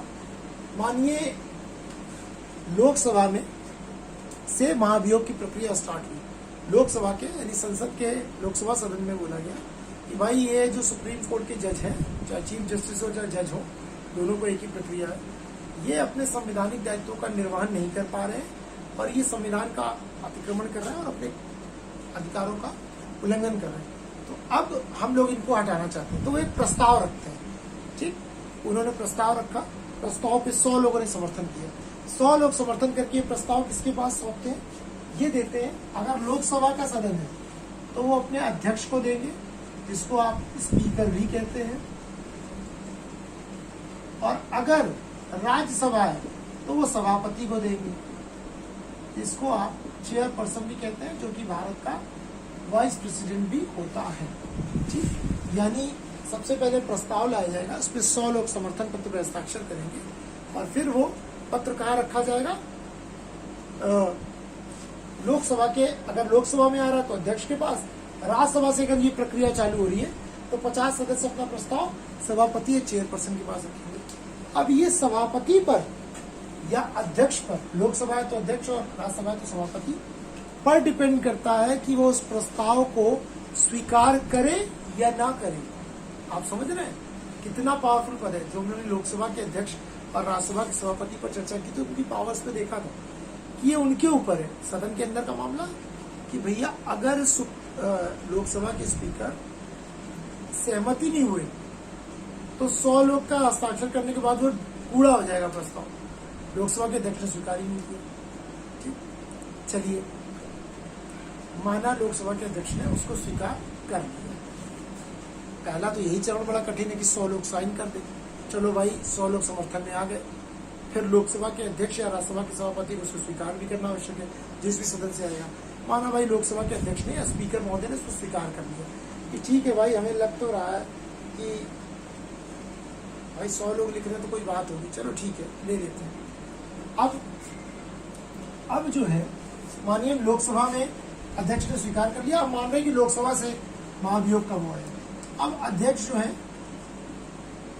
एक समिति का गठन करेंगे, जांच समिति का, जांच समिति, इंक्वायरी कमेटी का गठन करेंगे। कौन? अध्यक्ष। अगर लोकसभा है तो अध्यक्ष, राज्यसभा है तो सभापति करेंगे। 3 सदस्य होते हैं इसमें। कितने सदस्य? टोटल 3 सदस्य होते हैं इस समिति में। इसमें सुप्रीम कोर्ट के, अगर मानिए किसी सुप्रीम कोर्ट के जज के खिलाफ एक केस है, ठीक, 34 जज हैं इस समय, 1 + 33 कुल 34 जज हैं। 34 से मानिए किसी सुप्रीम कोर्ट के जज के खिलाफ है, तब तो इस पैनल में चीफ जस्टिस ऑफ इंडिया शामिल होंगे, ठीक, चीफ जस्टिस ऑफ इंडिया अगर जज के खिलाफ है। अब अगर ये चीफ जस्टिस ऑफ इंडिया के खिलाफ है, समझिएगा, सुप्रीम कोर्ट के किसी जज के खिलाफ है, तब तो चीफ जस्टिस ऑफ इंडिया इसमें शामिल हो जाएंगे। अब अगर चीफ जस्टिस ऑफ इंडिया के खिलाफ ही आ गया तो क्या वो खुद शामिल होंगे? नहीं, फिर उसमें कोई सुप्रीम कोर्ट का सीनियर जज जो चीफ जस्टिस ऑफ इंडिया के बाद जिसका नंबर होगा वो शामिल होगा, ठीक, समझ रहे हैं? अगर कोई सुप्रीम कोर्ट के जज के खिलाफ है तो चीफ जस्टिस ऑफ इंडिया शामिल होंगे, और अगर चीफ जस्टिस ऑफ इंडिया के खिलाफ है तो सुप्रीम कोर्ट के कोई सीनियर जज शामिल होंगे, ठीक। दूसरा, हाई कोर्ट के मुख्य न्यायाधीश, किसी भी हाई कोर्ट के चीफ जस्टिस, किसी भी हाई कोर्ट के चीफ जस्टिस को उसमें शामिल किया जाएगा। और तीसरा, कोई प्रतिष्ठित न्यायवादी, यानी बहुत फेमस न्यायवादी, यानी कि वकील या कोई फेमस न्यायवादी। ये 3 लोग इस जो लोकसभा के अध्यक्ष या राज्यसभा के सभापति जो एक समिति बैठाएंगे जांच वाली, उसमें 3 मेंबर होंगे। अब ये 3 मेंबर ये जांच करेंगे कि भाई किसी भी जिस भी जज के खिलाफ ये आरोप लगाकर महाभियोग का प्रस्ताव लाया गया है, क्या वो आरोप सही है, क्या वो जो भी इल्जाम लगाए गए हैं, क्या जो भी चीजें हैं, क्या वह सही है। अगर जो वह सही है, तब भाई अगर समिति ने पा लिया कि फला व्यक्ति दुर्व्यवहार का दोषी है, तब प्रक्रिया आगे बढ़ेगी। चलो मान लिया, देखिए कितना कठिन है। सबसे पहले तो 100 लोग साइन करें, लोकसभा है तो, राज्यसभा है तो 50, फिर अध्यक्ष सभापति स्वीकार करें, फिर स्वीकार कर लिया, फिर एक कमेटी बनेगी 3 लोग की, फिर वो कमेटी जांच करेगी क्या जो आरोप लगाए गए सही है। चलो भाई, कमेटी ने मान लिया कि हाँ ये आरोप सही है। जस्टिस वी रामास्वामी के खिलाफ लाया गया था, सुप्रीम कोर्ट के जज थे, उसमें इंक्वायरी कमेटी ने जो गठित हुई थी जांच समिति, उसने मान लिया कि जस्टिस वी रामास्वामी ने दुर्व्यवहार किया है। उसके बाद भी उनके खिलाफ पारित नहीं हो पाया। क्यों? अगला चरण क्या होता है भाई, जांच समिति ने बता दिया। फिर दोनों सदनों द्वारा, बोथ हाउसेस, दोनों सदनों द्वारा विशेष बहुमत से, यानी कि 2/3 मेजोरिटी से, 2/3 मेजोरिटी से इसे पारित करना होगा। अब ये तो और ही कठिन है। 2/3 मतलब अगर लोकसभा है तो 545 का 2/3, राज्यसभा है तो 245 का 2/3 निकालिए। 3 1 जा 3, 3 8 जा 24, 3 1 जा 3 पॉइंट समथिंग, 350 के आसपास, 365 से 70 के आसपास, 365 के आसपास जो है कम से कम लोकसभा के सांसद इसको पारित करें। फिर 2/3 मेजोरिटी राज्यसभा में, तब जाकर ये पारित होगा। और फिर राष्ट्रपति जो है अंत में सुप्रीम कोर्ट के किसी जज को या चीफ जस्टिस ऑफ इंडिया को हटाने का आदेश देंगे। अब आप समझ लीजिए कितना कठिन प्रोसीजर है सुप्रीम कोर्ट के जज को हटाने का। समझ रहे हैं कितना कठिन प्रोसीजर। इसीलिए आज तक भारत के किसी भी सुप्रीम कोर्ट के जज को जो है महाभियोग के द्वारा नहीं हटाया जा सका। इवन लगाया जा भी नहीं गया। एक जस्टिस वी रामास्वामी के खिलाफ आया था, लेकिन बाद में कांग्रेस पार्टी ने इससे बायकॉट कर लिया था उस समय, ठीक, क्योंकि सब गठित हुआ, सब स्वीकार कर लिया गया। लेकिन जब हटाने की बात आई तो जो है वोटिंग की बात आई तो जो कांग्रेस है उसने इससे बायकॉट कर लिया, तो फिर ये महाभियोग पारित नहीं हो पाया। ठीक, तो सोचिए कितना कठिन प्रोसीजर है। ठीक, तो ये तो हुआ सुप्रीम कोर्ट को का जजेस का अपॉइंटमेंट, सुप्रीम कोर्ट के जजेस का टेन्योर, सुप्रीम कोर्ट के जजेस की रिटायरमेंट एज, और सुप्रीम कोर्ट के जजेस को कैसे उनके पद से इम्पीचमेंट के द्वारा हटाया जा सकता है। इन सारी चीजों पर हमने जो है गहनता से विचार विमर्श किया। अब देखते हैं क्या सुप्रीम कोर्ट में के जो जजेस हैं वहां पर क्या कार्यकारी मुख्य न्यायाधीश भी अपॉइंट हो सकते हैं क्या? ये क्वेश्चन अभी यूपी पीसीएस के आरओ की जो परीक्षा होती है उसमें आया था। क्या सुप्रीम कोर्ट में कार्यकारी, ठीक, न्यायाधीशों की नियुक्ति होती है, यानी एडिशनल जजेस की नियुक्ति हो सकती है? बिल्कुल हो सकती है। किन परिस्थिति में होती है आइए देखते हैं। सुप्रीम कोर्ट के न्यायाधीशों की जो नियुक्ति है, कार्यकारी न्यायाधीशों की, इतना प्रोसीजर तो आपको समझ में आ गया होगा। सुप्रीम कोर्ट के में कार्यकारी न्यायाधीश, मुख्य न्यायाधीश की नियुक्ति होती है। याद रखिएगा, यही क्वेश्चन आएगा कि कहाँ कहाँ पर कार्यकारी मुख्य न्यायाधीश होते हैं। तो सुप्रीम कोर्ट में कार्यकारी मुख्य न्यायाधीश यानी कि acting chief justice, additional chief justice की नियुक्ति होती है। लेकिन किन परिस्थिति में होती है? कुल 3 परिस्थितियां हैं जब वहां पर किसी कार्यकारी मुख्य न्यायाधीश की नियुक्ति हो सकती है। सबसे पहले तो चीफ जस्टिस ऑफ इंडिया का पद रिक्त हो,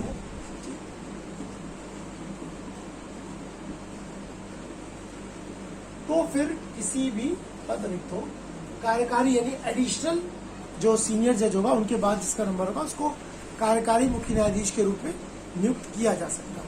अगर सुप्रीम कोर्ट के जज का पद रिक्त हो, अभी किसी को अपॉइंट ना किया जा सका हो और कोई ऐसी परिस्थिति आई तो कार्यकारी मुख्य न्यायाधीश नियुक्त किया जा सकता। दूसरी स्थिति क्या है कि भाई अस्थायी रूप से मुख्य न्यायाधीश अनुपस्थित हो, टेम्परेरी फॉर्म में अस्थायी रूप से मुख्य न्यायाधीश चीफ जस्टिस ऑफ इंडिया अनुपस्थित हो, एब्सेंट हो।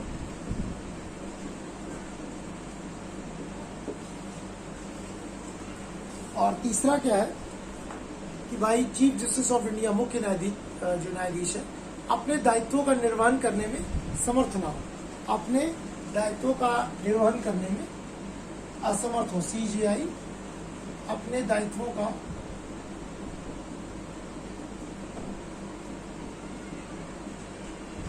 निर्वहन करने में असमर्थ हो।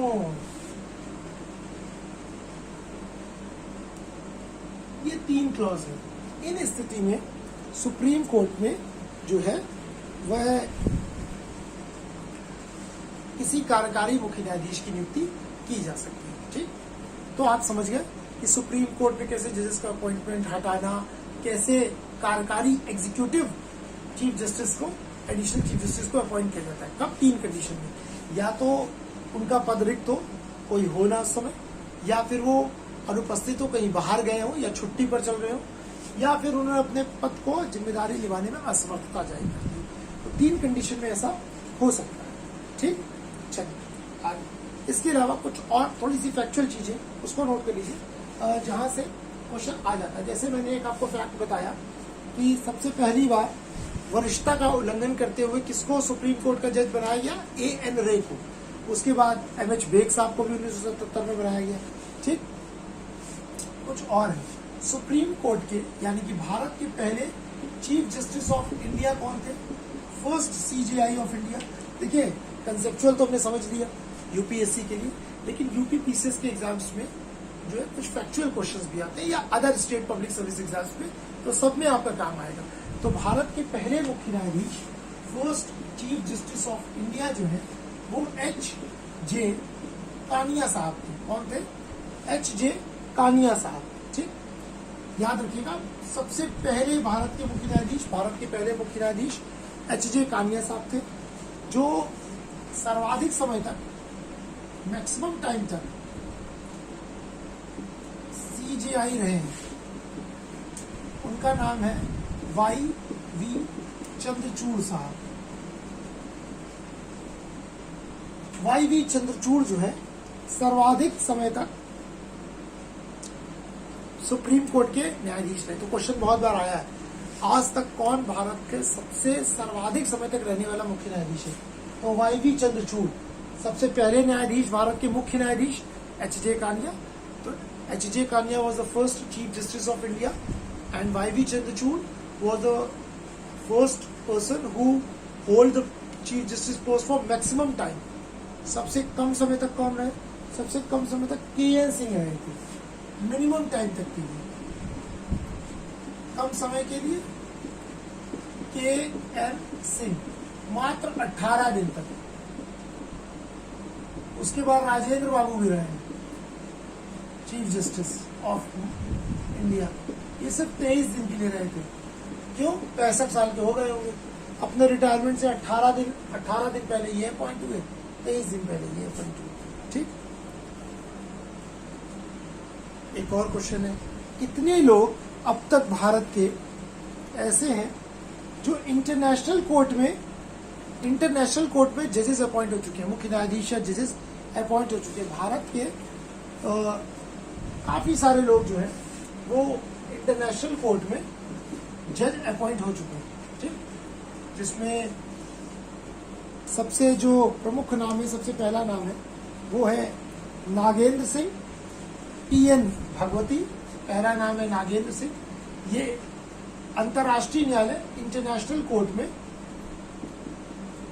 जज अपॉइंट हो चुके हैं, इंटरनेशनल कोर्ट में जज। तो बहुत बड़ी बात होती है कोई इंडियन इंटरनेशनल कोर्ट में होता है। तो पहला नाम था नागेंद्र सिंह, दूसरा नाम था जस्टिस P.N. भगवती, तीसरा नाम था रामा राव जी, ये भी सुप्रीम कोर्ट के जो है चीफ जस्टिस ऑफ इंडिया रहे। इसके बाद आर.एस. पाठक और दलवीर भंडारी। तो अब तक कुल 5 भारतीय जजों को, दलवीर भंडारी, अब तक कुल 5 भारतीय जजेस को इंटरनेशनल कोर्ट में अपॉइंट किया जा चुका है। अब तक कुल 5 भारतीय जजेस को इंटरनेशनल कोर्ट में अपॉइंट किया जा चुका। नागेंद्र सिंह, टी.एन. भागवती, रामा राव, आर.एस. पाठक और दलवीर भंडारी। तो ये 5 लोग हैं। फैक्ट एकदम याद रख लीजिएगा। पहले chief justice of India H J. Kania, सबसे ज्यादा समय तक भारत के मुख्य न्यायाधीश रहे वाई.वी. चंद्रचूड़, सबसे कम समय तक रहे के.एन. सिंह सेकेंड। उसके बाद राजेंद्र बाबू, के.एन. सिंह 18 दिन के लिए, राजेंद्र बाबू 23 दिन के लिए। उसके बाद 5 भारत के न्यायाधीश ऐसे रहे जो इंटरनेशनल कोर्ट में जज रह सके। कौन? तो नागेंद्र सिंह, टी.एन. भगवती, रामा राव, आर.एस. पाठक और दलवीर भंडारी। ठीक, अब आते हैं यहाँ पर, अब तक कुल कितनी महिलाओं को सुप्रीम कोर्ट का जज बनाया जा चुका है? अभी तक कोई चीफ जस्टिस ऑफ इंडिया कोई महिला तो नहीं बनी, पर सुप्रीम कोर्ट में महिला जज आज तक कितनी अपॉइंट हुई है? आइए उनका नाम देखते हैं। सुप्रीम कोर्ट में सबसे पहली जो जज अपॉइंट हुई हैं वह थी फातिमा बीबी जी। कौन थी? फातिमा बीबी। दूसरी थी सुजाता मनोहर जी। तीसरी थी रूमा पाल जी। फातिमा बीबी, सुजाता मनोहर, रूमा पाल, ज्ञान सुधा मिश्रा, ज्ञान सुधा मिश्रा। फातिमा बीबी, सुजाता मनोहर, रूमा पाल, ज्ञान सुधा मिश्रा। और अगला नाम है इसके पश्चात रंजना प्रकाश देसाई। रंजना प्रकाश देसाई,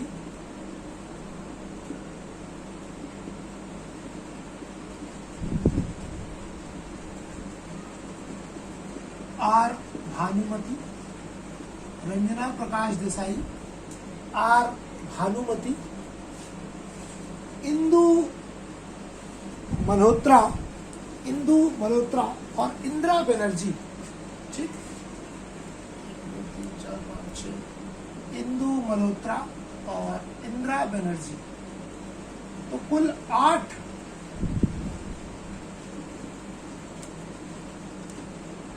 तो अब तक कुल 8 महिलाओं को सुप्रीम कोर्ट में जज जो है वो अपॉइंट किया जा चुका है। सबसे पहली फातिमा बीबी, फिर सुजाता मनोहर, फिर रूमा पाल। ठीक, सबसे पहली फातिमा बीबी, सुजाता मनोहर, रूमा पाल, ज्ञान सुधा मिश्रा, रंजना प्रकाश देसाई, आर भानुमति, इंदु मल्होत्रा और इंदिरा बनर्जी।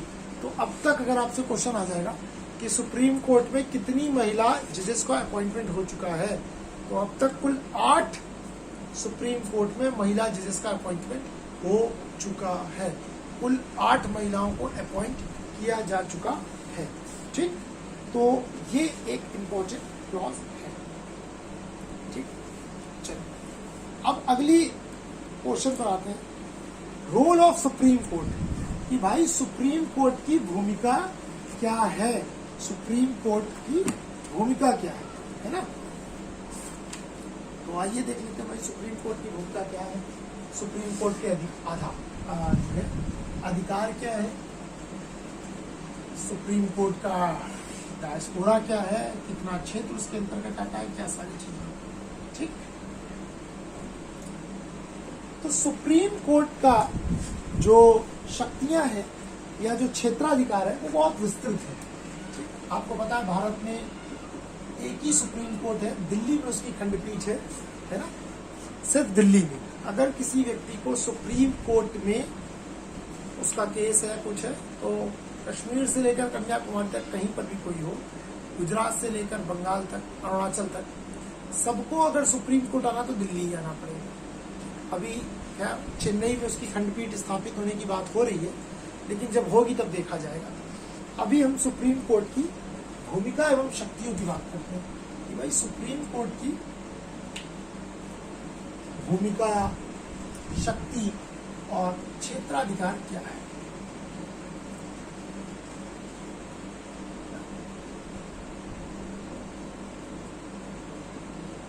देखिए ये बड़ा इंपॉर्टेंट सेक्शन है, आपको समझना पड़ेगा कि क्या क्या उसका क्षेत्राधिकार है, क्या क्या उसकी पावर्स हैं।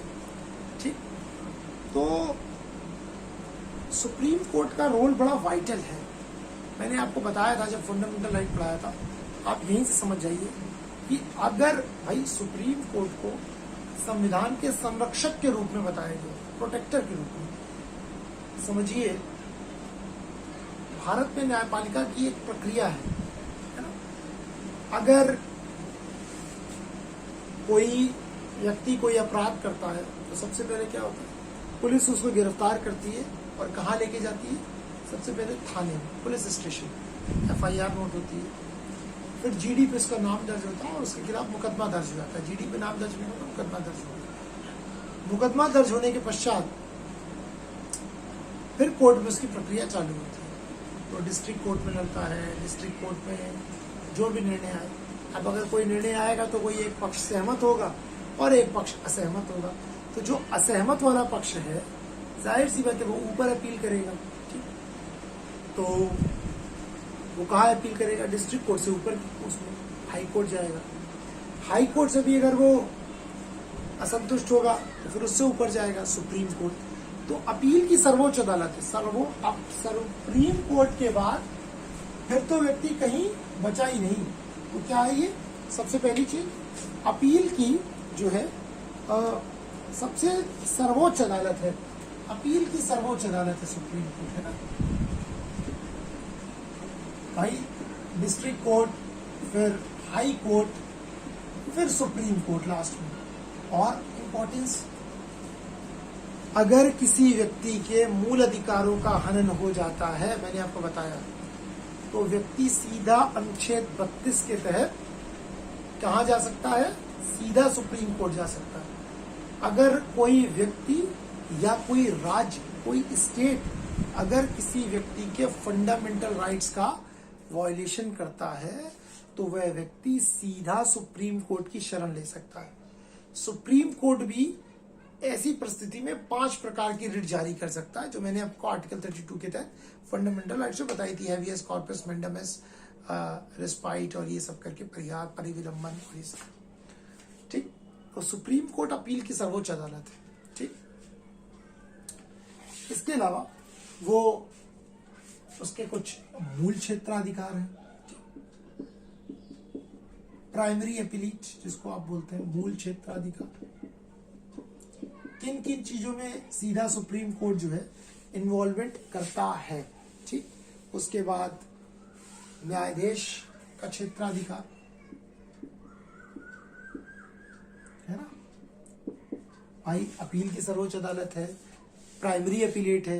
किन परिस्थितियों में भाई अपील की सर्वोच्च अदालत, मतलब डिस्ट्रिक्ट कोर्ट से लेकर आप फिर सुप्रीम कोर्ट तक ही जा सकते हो कि भाई आप सबसे पहले डिस्ट्रिक्ट कोर्ट गए, फिर हाई कोर्ट गए, फिर सुप्रीम कोर्ट गए, इसके बाद तो आ नहीं सकते हो। ठीक, तो भाई सर्वोच्च अदालत है, भाई डिस्ट्रिक्ट कोर्ट से सहमत हुए तो हाई कोर्ट से सहमत हुए तो सुप्रीम कोर्ट। ठीक, और दूसरा क्या है, मूल क्षेत्राधिकार। किन चीजों में सीधा पहले ही वहां पर जा सकते हैं भाई, अपील की सर्वोच्च अदालत में तो लास्ट में आए। कौन से ऐसे क्षेत्राधिकार है जहां पर आप सीधा सुप्रीम कोर्ट जा सकते हो, तो वो मूल क्षेत्राधिकार में आ जाता है। तीसरी चीज वो है न्यायाधीश का क्षेत्राधिकार। ठीक, अपीली क्षेत्राधिकार, अपील की सर्वोच्च अदालत, आप इसी में समझ लीजिए। न्यायाधीश का क्षेत्राधिकार वो कौन कौन से क्षेत्र है जहां पर वो दे सकता है, यानी कि जब वो नागरिकों के मूल रक्षक और गारंटर के रूप में उसको स्थापित किया गया है, तो ऐसी स्थिति में जो है उच्चतम न्यायालय को अधिकार प्राप्त है कि वो कई प्रकार की जो है रिट जारी करके वो सरकारों को आदेश भी दे सकता है, तो वो उसका न्यायाधीश क्षेत्राधिकार है। ठीक, अपील की सर्वोच्च अदालत मैंने आपको बताई कि जब तीनों कोर्ट से हो जाता है तो आप वहां जाते हो। मूल क्षेत्राधिकार में क्या, मूल क्षेत्राधिकार मतलब पहली बार में आप कहां चले जाओगे, तो एक तो फंडामेंटल राइट का मैटर हो गया, चलिए तो अलग हो गया। इसके अलावा और कौन सा केस होगा कि आप सीधा सुप्रीम कोर्ट में जा सकते हो। जबकि मैंने अभी आपको बताया कि अगर हत्या का भी कोई मुकदमा है किसी व्यक्ति के ऊपर, भाई किसी इस देश में किसी व्यक्ति के जान जाने से ज्यादा बड़ी चीज तो हो नहीं सकती है ना। लेकिन अगर हत्या का भी मुकदमा है तो डिस्ट्रिक्ट कोर्ट से लेकर सुप्रीम कोर्ट तक मुकदमा चलता है। तो ऐसे कौन से केस है जहां पर व्यक्ति सीधा सुप्रीम कोर्ट जा सकता है? तो है, अगर केस कोई केंद्र सरकार या किसी स्टेट गवर्नमेंट के बीच में हो। अब सोचिए, सेंट्रल गवर्नमेंट और स्टेट गवर्नमेंट के बीच में कोई डिस्प्यूट है किसी मैटर को लेकर, तो फिर केस कौन सुनेगा? हाई कोर्ट तो सुन नहीं सकता, भाई सेंट्रल गवर्नमेंट है, एक स्टेट गवर्नमेंट है ना। तो फिर मैटर कहां जाएगा? सीधा सुप्रीम कोर्ट। इस स्थिति में सुप्रीम कोर्ट मूल क्षेत्राधिकार में आ जाता है।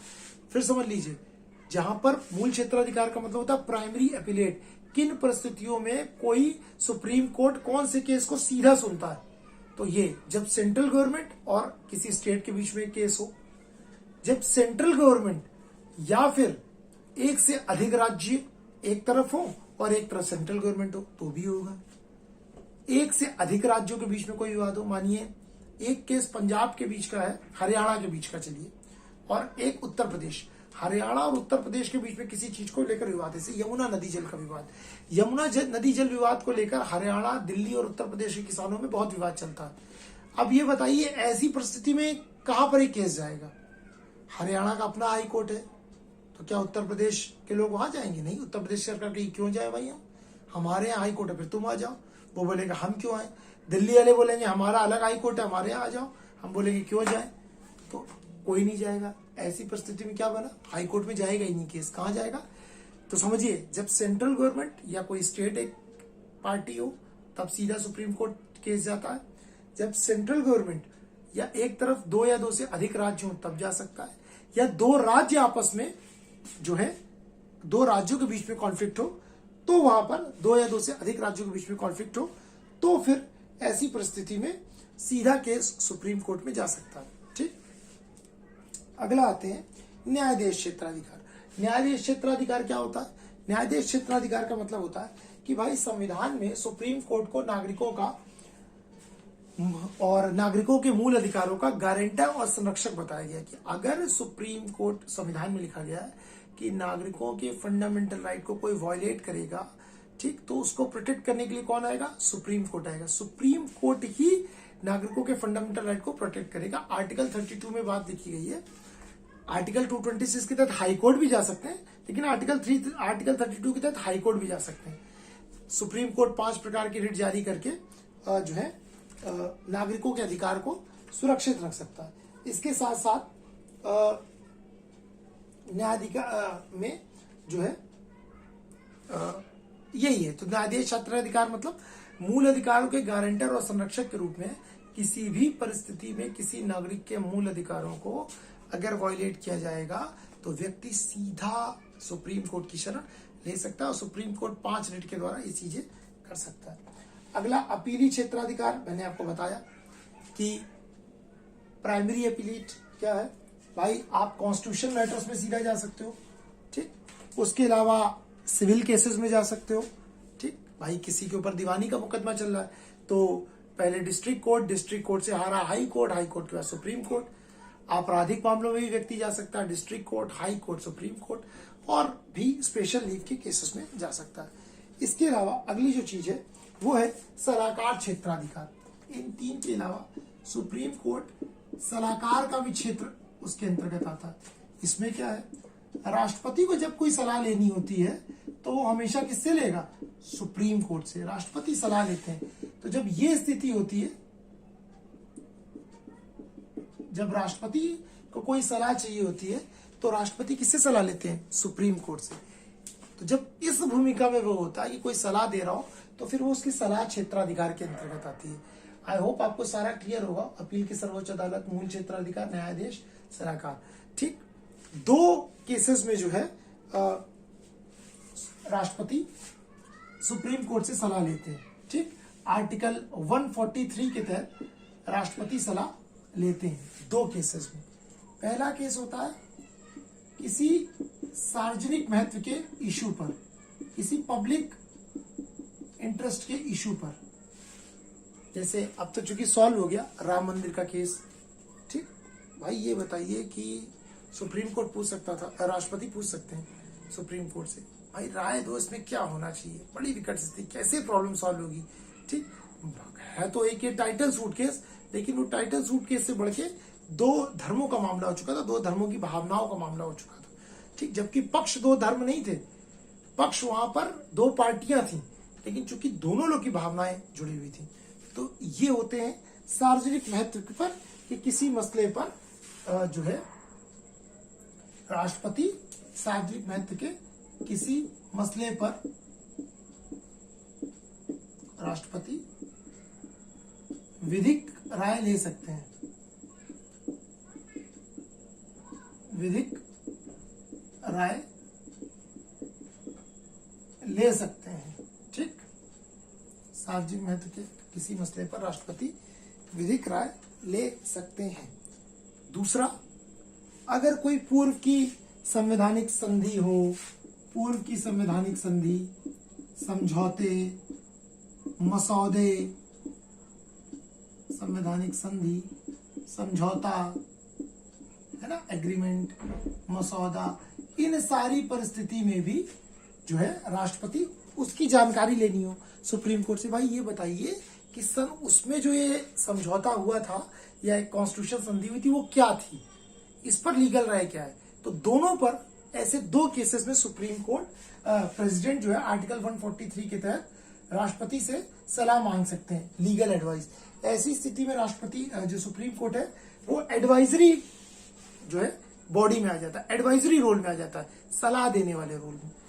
देखिए पहले वाले मैटर में तो सुप्रीम कोर्ट राष्ट्रपति को सलाह देने से मना भी कर सकता है।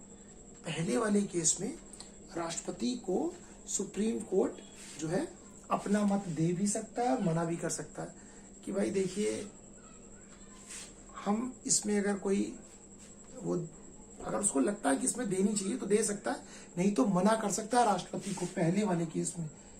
लेकिन दूसरे केस में अगर किसी संवैधानिक समझौता, संधि, मसौदा या किसी और चीज पर उन्होंने पूछा तो इसमें सुप्रीम कोर्ट को फिर बाध्यकारी हो जाता है अपनी राय देना। लेकिन किसी सार्वजनिक महत्व वाले मसले पर वो बोलेगा भाई जब अभी हम नहीं दे सकते, हाँ एक स्थिति में देंगे जब आप उसको इम्प्लीमेंट कराएं, नहीं तो उससे पहले हम कोई राय नहीं देंगे। ठीक, तो पहले वाले केस में तो वो दे भी सकता है और मना भी कर सकता है, लेकिन दूसरे में तो उसको देनी पड़ेगी। ठीक, चलिए पांचवा जो है वो है अभिलेख न्यायालय, जिसको आप बोलते हो रिकॉर्ड न्यायालय। आर्टिकल 129 में इसका जिक्र है, रिकॉर्ड न्यायालय यानी कि रिकॉर्ड कोर्ट यानी कि अभिलेख न्यायालय। रिकॉर्ड कोर्ट या अभिलेख न्यायालय का मतलब क्या होता है कि अभिलेख मतलब क्या होता है, किसी चीज को संजो के रखना, रिकॉर्ड के रूप में रखना। तो सुप्रीम कोर्ट रिकॉर्ड न्यायालय के रूप में कैसे आता है? देखिए सुप्रीम कोर्ट के जो भी डिसीजन होते हैं वो उसकी लोअर कोर्ट्स के लिए एक नजीर के रूप में काम करते हैं। किसके रूप में काम करते हैं? एक नजीर के रूप में।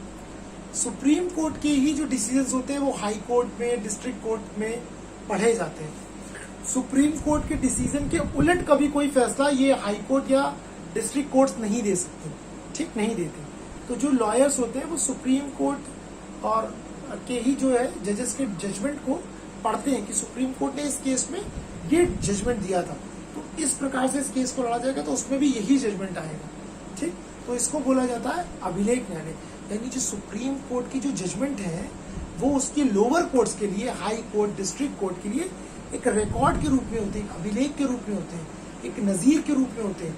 वो उन्हीं को आधार बना के अपने जजमेंट को देते हैं। कोई भी डिसीजन सुप्रीम कोर्ट के डिसीजन के उलट नहीं हो सकता। तो इस भूमिका में वो रिकॉर्ड न्यायालय के रूप में होता है। और जो उसकी लास्ट भूमिका है सुप्रीम कोर्ट की वो होती है न्यायिक समीक्षा की शक्ति, पावर ऑफ जुडिशियल रिव्यू। न्यायिक समीक्षा की शक्ति, ठीक, न्यायिक समीक्षा की शक्ति, जुडिशियल रिव्यू। ये क्या है भाई? देखिए संविधान का प्रोटेक्टर बोला गया है सुप्रीम कोर्ट को, तो उच्चतम न्यायालय में जो है जुडिशियल रिव्यू की शक्ति नहीं था। जुडिशियल रिव्यू का कंसेप्ट हम लोगों ने साउथ अफ्रीका से लिया था। इसमें होता क्या है, केंद्र और राज्य अगर कोई दोनों सरकारें किसी स्तर पर कोई लेजिस्लेटिव या कार्यकारी आदेशों के इनकी संवैधानिकता की जांच की जाती है। यानी केंद्र सरकार और राज्य सरकार कोई भी अगर ऐसा अपना लेजिस्लेटिव या एग्जीक्यूटिव जो है ऑर्डर देती हैं और अगर कहीं वो कॉन्स्टिट्यूशन को वायलेट कर रहा होगा तो सुप्रीम कोर्ट उनके उन ऑर्डर्स की वो रिव्यू कर सकता है, वो ऑर्डर्स की समीक्षा कर सकता है। फॉर एग्जाम्पल, जैसे मानिए आरक्षण का एक मुद्दा है, ठीक, अक्सर क्या होता है भाई सरकारों को चुनाव लड़ना है, जो पार्टीज होती है वो चुनाव लड़ती हैं, लोकतंत्र संख्या का खेल है। संख्या कैसे प्राप्त होगी? जब अधिक से अधिक सीटें आप जीतेंगे। सीटें कैसे जीतेंगे? जब अधिक से अधिक लोग आपको वोट देंगे। तो वोट के लिए कभी कभी सरकारों को कुछ अन्य चीजों को भी मानना पड़ जाता है। अक्सर आप देखिए प्रेशर ग्रुप्स काम करते हैं और सरकारें जो है अक्सर कभी किसी को जो चीज तर्कसंगत नहीं होती वो भी कभी कभार कह जाते हैं ताकि वो पक्ष नाराज ना हो। और फिर कोई दूसरा पक्ष अगर वो संविधान का अतिक्रमण हो रहा था तो कोर्ट पहुंच जाता है और बोलता है भाई फला आपने आरक्षण की सीमा 50% है, तो क्या किसी वर्ग को 50% की आरक्षण सीमा क्रॉस करके भी दिया जा सकता है? तो सुप्रीम कोर्ट कहता रहे तो कॉन्स्टिट्यूशन के दायरे के बाहर इसको कैंसिल करो। सरकार भी कहती है भाई सुप्रीम कोर्ट ने मना कर दिया, अब हम क्या करें, ठीक। या फिर अभी फॉर एग्जाम्पल देखिए, सुप्रीम कोर्ट ने आदेश दिया उत्तर प्रदेश सरकार को, इलाहाबाद हाई कोर्ट ने ऑर्डर दिया, सुप्रीम कोर्ट ने बोला, सुप्रीम कोर्ट ने देखिए भी बोला कि क्यों ना चुनाव आयोग के ऊपर हत्या का मुकदमा दर्ज करा दिया जाए, क्योंकि बंगाल में जो चुनाव हुआ उसके बाद माना गया कोरोना काफी फैला, ठीक, तो क्यों ना चुनाव के ऊपर हत्या का मुकदमा दर्ज करा दिया जाए, ठीक। या फिर इलाहाबाद हाई कोर्ट ने उत्तर प्रदेश सरकार को बोला कि आप जो है उसको लॉकडाउन को लगाएं, ठीक। तो चूंकि लेकिन ये मान लिया जाता कि फिर अतिक्रमण हो रहा है संवैधानिक सीमा का, तो कोर्ट ने सरकार ने बोला ये हमारा काम है, आप हमें मत बताएं। उन्होंने बोला नहीं, आपको हम अभी आपको सिर्फ सलाह दे रहे हैं कि आप इसको सुनिए, आप इसको करिए। उन्होंने ऑर्डर नहीं दिया, तो उन्होंने आदेश दिया था, सलाह दी थी कि भाई आपको लॉकडाउन कर देना चाहिए, इस समय क्राइसिस बहुत ज्यादा है। सरकार ने बोला हमें जब उचित लगेगा तो हम करेंगे, ठीक। तो अगर कोई सरकारें कोई ऐसा लेजिस्लेटिव या एग्जीक्यूटिव ऑर्डर देती हैं जो किसी के संवैधानिक आदेशों का वायलेशन कर रहा हो, तो ऐसी परिस्थिति में जो न्यायपालिका है वो यानी सुप्रीम कोर्ट जो है वो उनके जजमेंट्स को या उन कानूनों की समीक्षा कर सकती है कि क्या वह संविधान के दायरे में है या नहीं। इसी को बोलते हैं न्यायिक समीक्षा की शक्ति। तो ये रोल है सुप्रीम कोर्ट का, ठीक, ये रोल है सुप्रीम कोर्ट, ठीक। तो सुप्रीम कोर्ट को आज हमने विस्तृत रूप में समझा, इसके रोल क्या है, कैसे वो प्राइमरी अपीलेट के रूप में है, कैसे वो अपील की सर्वोच्च अदालत है, कैसे वो न्यायाधीश क्षेत्राधिकार है उसके, क्या कब वो एडवाइजरी बॉडी में होती है, कब वो रिकॉर्ड कोर्ट के रूप में होती है, कब वो न्यायिक समीक्षा की शक्ति के रूप में होती है। तो इनके सारे रोल, पावर्स और क्षेत्राधिकार को हमने देखा और समझा। इसके अलावा सुप्रीम कोर्ट में जजेस कैसे अपॉइंट होते हैं, कैसे उनका डोमिनेशन होता है, क्या इनका इम्पीचमेंट का प्रोसेस होता है, कैसे स्टार्ट हुआ, सारा देखा। कल अपनी यानी कि नेक्स्ट क्लास में हम हाई कोर्ट और जो सब ऑर्डिनेट कोर्ट्स हैं उन सब पर विस्तार से चर्चा करेंगे। तो आशा करता हूँ कि आज की क्लास में आपको सुप्रीम कोर्ट को और इंडियन जुडिशरी सिस्टम को समझने में आसानी हुई होगी और मैं आप तक अपनी बात को आसानी से या सक्षम तरीके से या सरल तरीके से पहुंचा सका हूँ, ठीक। और तो आज के लिए thank you so much and जय Hind to everyone. So good day.